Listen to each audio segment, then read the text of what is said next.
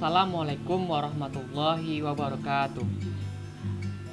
Baiklah teman-teman, perkenalkan kami dari kelompok 6. Pada kesempatan ini, kami akan mempresentasikan hasil diskusi kami mengenai materi perwajahan bahan ajar. Sebelum itu, izinkan kami untuk memperkenalkan diri kami terlebih dahulu. Baiklah, perkenalkan, saya Thorik Haikal, saya sendiri sebagai moderator, dan rekan saya Fadila Salmadura sebagai penyaji, Hanifatul Jannah sebagai penyaji, Maulana Taufik sebagai penyaji, Ririn Safitri sebagai penyaji. Baiklah teman-teman, kita masuk saja langsung pada materi yang pertama yang akan disampaikan oleh Maulana Taufik. Kepada Maulana Taufik, kami persilakan. Baiklah, terima kasih kepada moderator. Saya akan membacakan materi yang pertama, yaitu yang A, pengertian perwajahan. Perwajahan atau pengemasan berperan dalam perancangan atau penataan letak informasi dalam suatu halaman cetak, serta pengemasan dalam paket bahan ajar multimedia. Perwajahan dan pengemasan bahan ajar juga meliputi penyediaan alat bantu belajar dalam bahan ajar, sehingga bahan ajar dapat dipelajari secara mandiri. Materi yang kedua, mengenal anatomi buku. Bagian-bagian yang menjadi kelengkapan buku yaitu yang pertama, cover dan perwajahan buku.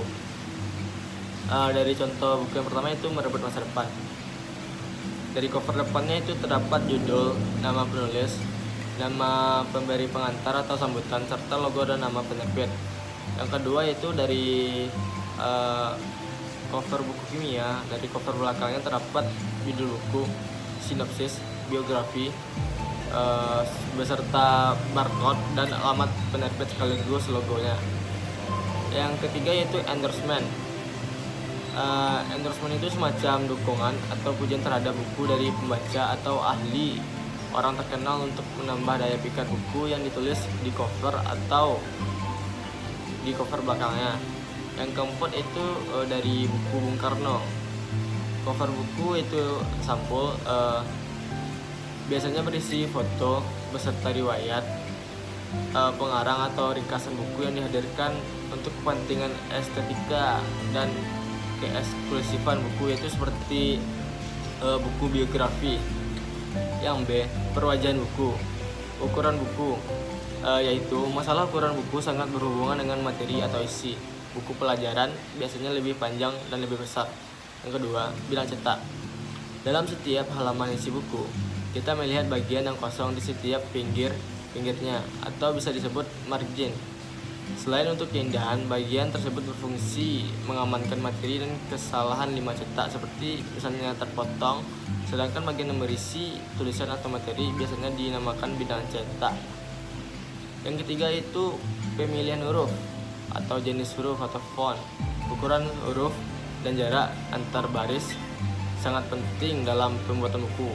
Ketiga hal tersebut, selain untuk kepentingan estetika dan menentukan enak tidaknya buku untuk dibaca. Baiklah, hanya itu yang dapat saya sampaikan. Saya kembalikan ke moderator. Baiklah, terima kasih moderator. Sini saya akan membacakan materi, yaitu C, peranan desainer grafis dalam produksi perwajahan. Perwajahan sebuah barang cetakan sangat menentukan kualitas dari barang-barang cetak tersebut. Perwajahan merupakan pintu masuk suatu naskah yang berisi pesan-pesan penulis yang akan disampaikan kepada pembaca dengan cara penyebaran melalui barang cetak. Dapat dikatakan sifatnya adalah seni terapan, bukan semata-mata seni yang murni, sebagai contoh pelukis, pemahat, dan sebagainya. Adapun hal-hal yang harus diperhatikan desainer dalam bekerja, yaitu seorang pewajah tidak sebebas seperti rekan-rekan seniman di dalam menciptakan hasil karyanya.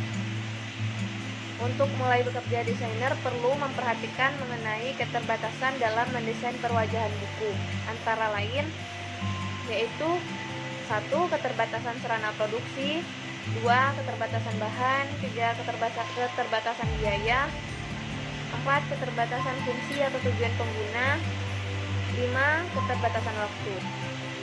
Lalu, setelah hal-hal yang harus diperhatikan desainer dalam kerja, kedua ada pedoman kerja desainer.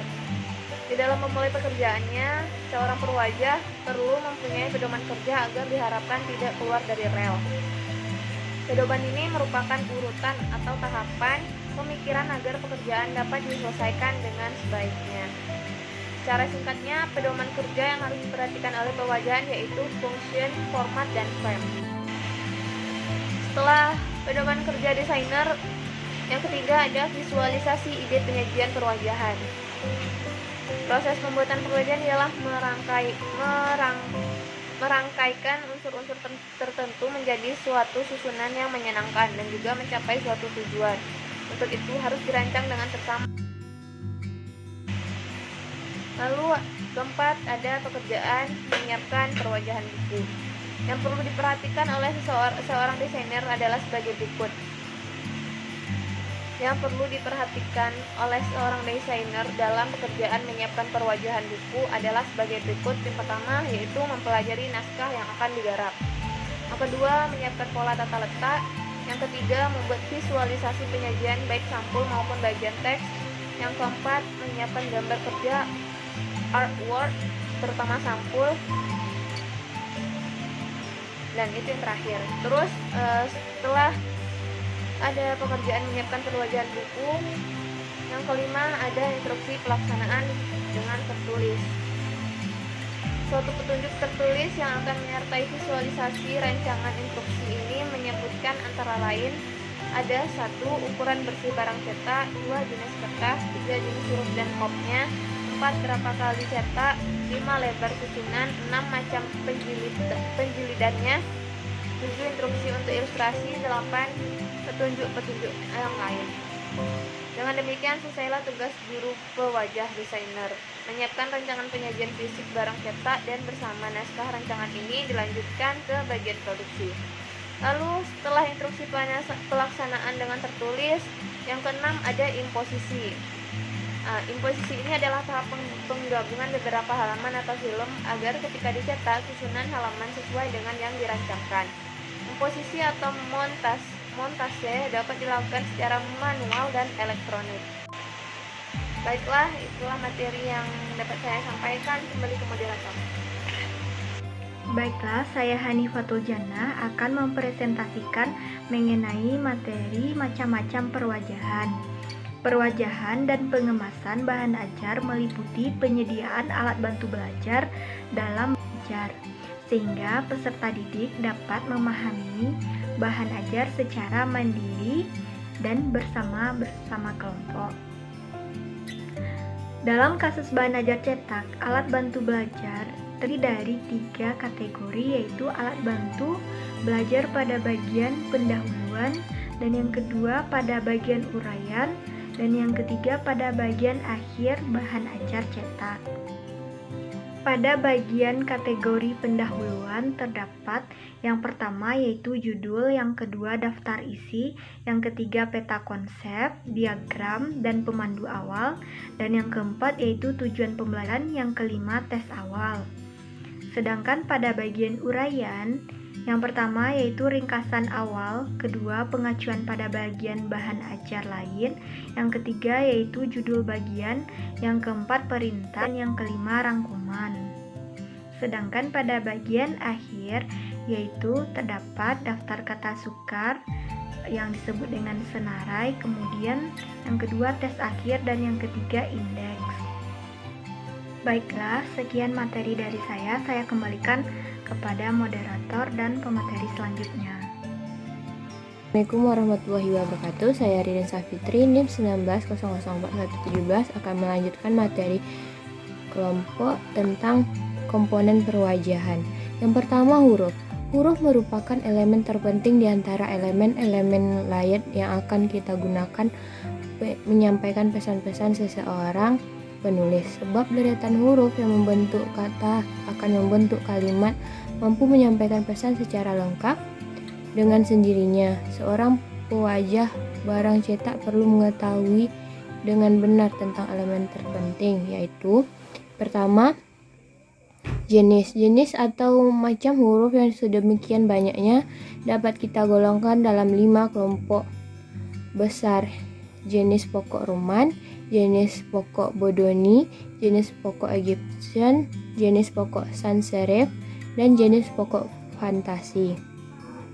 Kedua, crop ukuran dan penyusunan. Sedang ukuran menunjukkan besar kecilnya ukuran, misal 6 poin, 8 poin, di mana poin adalah bagian dari ukuran, misalnya 6 poin dan 8 poin.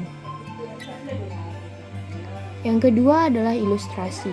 Ilustrasi adalah hasil angan-angan yang divisualisasikan berisi informasi. Seorang pewajah atau desainer perlu mengarahkan bagaimana sebaiknya ilustrasi disiapkan dengan mengingatkan tujuan dan penempatan dalam tata letaknya nanti. Seandainya ilustrasi ini tidak disiapkan sendiri oleh desainer.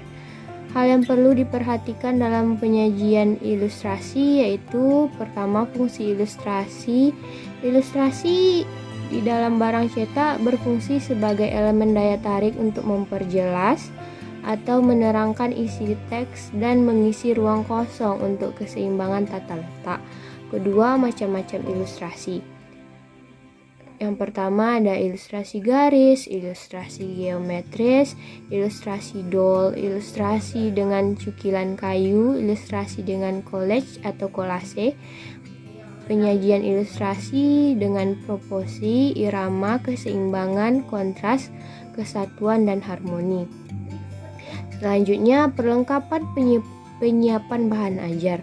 Untuk bahan ajar sesuai dengan tujuan yang diharapkan, maka perlu memperhatikan unsur-unsur meliputi petunjuk belajar, kompetensi yang akan dicapai, informasi pendukung, latihan-latihan, petunjuk kerja atau lembar kerja, dan evaluasi. Sekian dari saya. Assalamualaikum warahmatullahi wabarakatuh. Baiklah teman-teman, kita masuk pada bagian akhir, yaitu kesimpulan.